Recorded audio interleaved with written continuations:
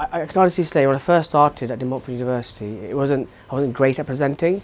I had all the kind of inhibitions of every other student, very kind of reserved, wasn't too sure about my nature and how I come across, just kind of the intonation of my voice. And just kind of projecting the message. When you're practicing this at university, I think it's important to take that feedback because it will help you as you go forward. So for example, I took part in a TED type talk for the UK CPA, which is the United Kingdom Clinical Pharmacy Association, in front of a crowd of 300 people. And it's fascinating how the skills that I learned at university and I developed through my workplace kind of came into handy, and I was able to deliver a 20-minute TED type talk confidently.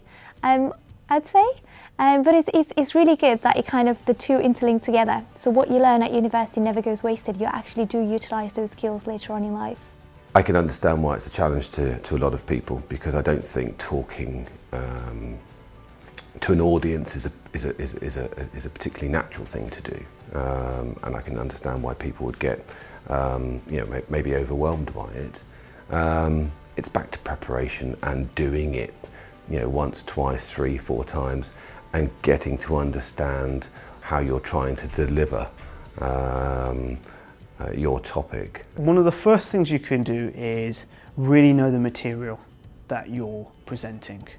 Know the detail of it and know what to anticipate in terms of questions.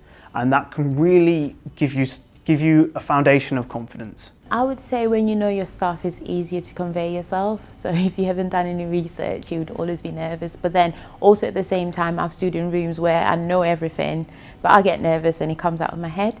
So I always make sure that I look above everyone.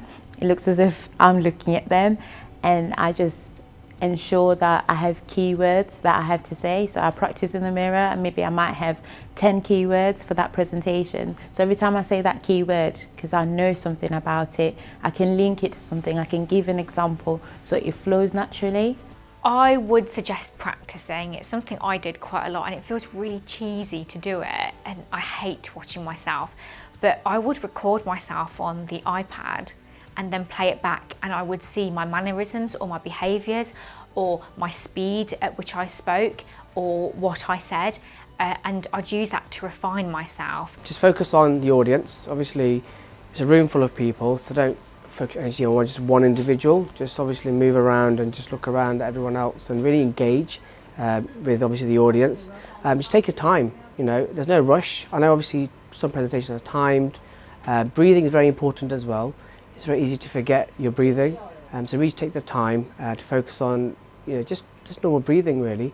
There's no rush, like I said, and just get everything you need to get across in a very clear and competent manner really. Really articulate yourself.